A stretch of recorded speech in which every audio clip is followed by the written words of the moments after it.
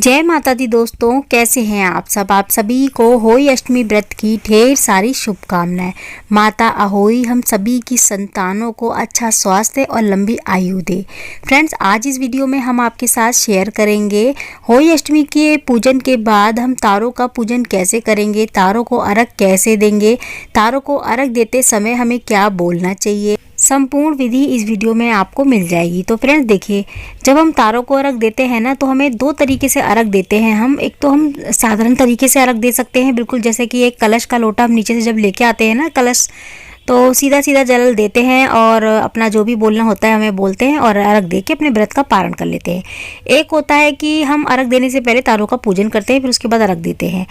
तो यहाँ पे देखिए, आपकी इच्छा है, आप जैसे चाहे वैसे कर सकते हैं। सीधा सीधा अर्घ भी दे सकते हैं या अपनी पूजा को स्किप कर सकते हैं। और अगर विधिवत पूजा करना चाहते हैं तो पूजा करके इस तरीके से फिर अर्घ दे सकते हैं। ठीक है, पूजा विधिवत करके अर्घ देना बहुत ही शुभ होता है और अच्छा होता है। हमें पूजन भी करना चाहिए तारों का। तो देखिए फ्रेंड, यहाँ पे जहाँ पे भी हमें दीपक लगाना होता है ना, सबसे पहले उस जगह को थोड़ी सी जल की छींटे दे के, उसके बाद हमें थोड़ी सी अक्षत और थोड़ी सी हल्दी रोली रख के वहाँ पे एक दीपक लगाना है। दीपक हमें मिट्टी का ही लगाना होता है, क्योंकि ये दीपक हमको वहीं पे छोड़ना होता है, नीचे लेके नहीं जाना होता, छत पे ही छोड़ना होता है। तो आप मिट्टी का दीपक लेके आएँ, ठीक है। और देसी घी का दीपक लगाएं, लंबी बाती का दीपक लगाएं। दीपक जलाने के बाद सबसे पहले हमें जो है ना अक्षत चढ़ाने हैं, फिर रोली चढ़ानी है, हल्दी चढ़ानी है, और जो भी आप भोग में लेके आएँ बतासे वगैरह, वो थोड़ा सा भावपूर्वक चढ़ा दें। तो हमें भावपूर्वक सारी जो भी सामग्री हम लेके आए होते हैं ना, भावपूर्वक इस तरीके से चढ़ाना है हमें, जैसे कि हम भगवान मतलब तारों को ही चढ़ा रहे हैं।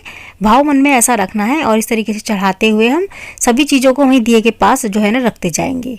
और आपको ध्यान रखना है, जब आप अर्घ देंगे ना, तो अर्घ का जो जल है वो ज़मीन पे नहीं गिरना चाहिए, ना पैरों पे पड़ना चाहिए। अगर आपने गंगा जल डाला है तो बिल्कुल भी पैरों पे नहीं छींटे आनी चाहिए।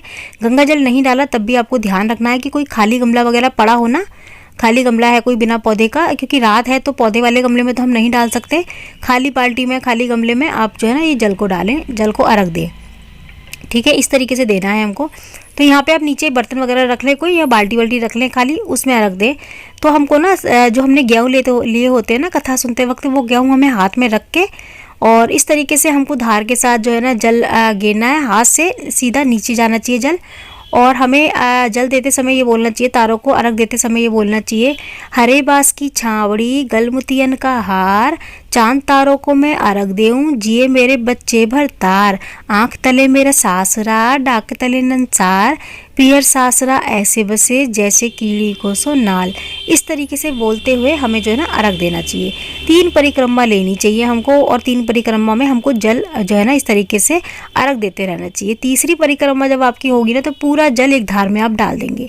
बहुत सारी जगहों पे एक ही धार में जल जो है ना अर्घ दिया जाता है, एक ही बार में परिक्रमा नहीं लेते हैं, लेकिन बहुत सारी जगहों में यूपी साइड में परिक्रमा ली जाती है, और परिक्रमा लेना बहुत ही शुभ होता है, माना जाता है यूपी साइड में। तो अगर आपके यहाँ परिक्रमा नहीं ली जाती तो आप एक ही धार में एक ही बार में जल डाल दें और इस तरीके से बोल सकते हैं।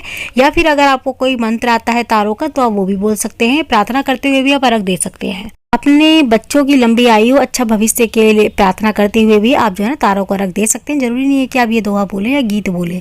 ठीक है, इस तरीके से हमें ना तारों को अर्घ देना होता है। तारों को अर्घ देने के बाद हम जल का जो लोटा होता है ना उसको वहीं छोड़ देते हैं, रख देते हैं। स्टील का है, पीतल का है तो आप नीचे ले जाएंगे अपने, और अगर पीतल का नहीं है, मिट्टी का है, तो ऊपर ही छोड़ देंगे। बाद में उसमें कोई गमला वगैरह लगा लेंगे, उसको इधर उधर फेंकना नहीं होता कलश को। और जो है ना जो होली अष्टमी का कलश होता है और जो हमारा करवा चौथ का होता है ना, उनको इधर उधर नहीं फेंकना होता, विसर्जन भी नहीं करना होता उनको। या तो कोई पौधे में लगा दो, पौधा वगैरह लगा दो उसमें, या फिर आप जो है ना घर में यूज कर सकते हैं उनको।